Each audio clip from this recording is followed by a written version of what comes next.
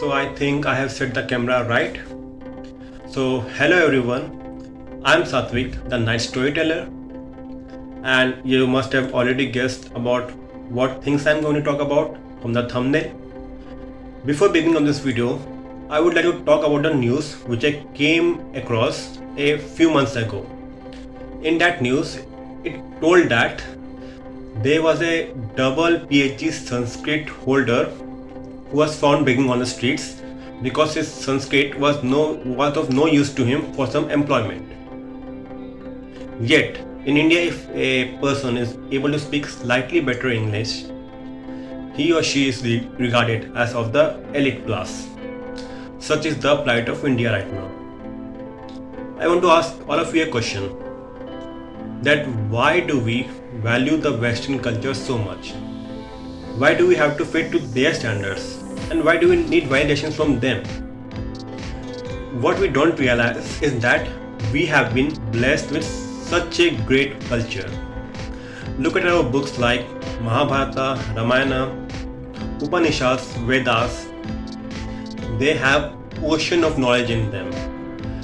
And even the legendary scientists like Einstein, Schrödinger, Heisenberg, then even Wright brothers who made the first airplane, they too got inspired from our religious texts like Mahabharata. At present, the Indian society is the fusion of various religions and various tribes. Religions like Hinduism, Buddhism, Islam, Christianism, Jainism, and even the tribes and the sects within them. We have so many languages spoken throughout India, from Kashmir to Kanyakumari, so many languages, and from the northeast to the west. It is such a large country with diverse amount of people and which can be found nowhere on the earth. Such is our culture. Our Indian kings, our ancient Indian kings, they used to wear golden crowns, golden armors, golden bracelets. But when the Britishers arrived, they first came as tradesmen, but they soon became our rulers, and then their loot started. We lost tremendous amount of wealth because of the Britishers. The wealth from India, it was transported via ships to the British crown, and this left India in the clutches of famine and misery. Let's talk about advancement our ancient Indians made in the field of medicines. We must all have heard about Sushruta, in English it is called. So he was the author of the book Sushruta Samhita, and in that book it contained the cure for around 1120 illness. Along with that, it also had knowledge about 700 medicinal herbal plants. And the author Sushruta Samhita, he was the first person to successfully perform operations upon human beings. And this Sushruta Samhita is the oldest known medical encyclopedia.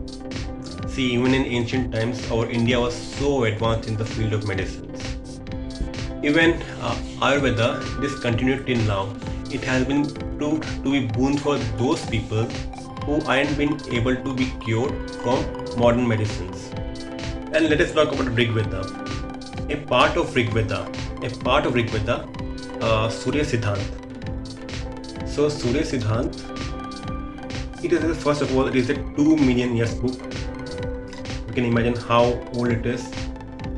And then it contains the following information: basics of trigonometry, standard donations, decimal systems, and Earth being as spherical and not as flat, and also the reason for things to fall down to the Earth is because of some gravitation.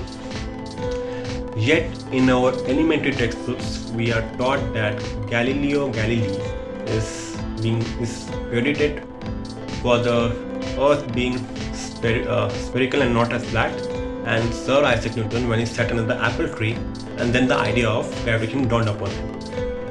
Yet those same things were there in our Surya Siddhanta, a 2 million years old book. John Dalton, who is credited with the discovery of atomic theory.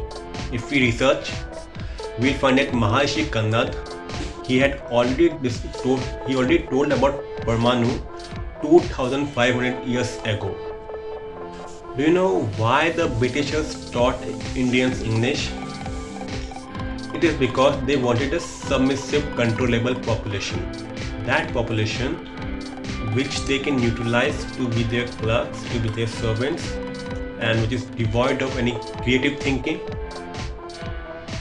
So with that population, they are able to rule us, they are able to supplement themselves with our wealth, leaving us into famines, poverty. That's why we were taught English. And now in 2021, whoever knows English and whoever doesn't know English, a wide amount of status gap is set between them by our society, irrespective of the knowledge about a particular field they are having. If we travel across the length and breadth of this country, we will come across various cultural heritages and various monuments. One such is Taj Mahal, which was built by the Mughal Emperor Shah Jahan.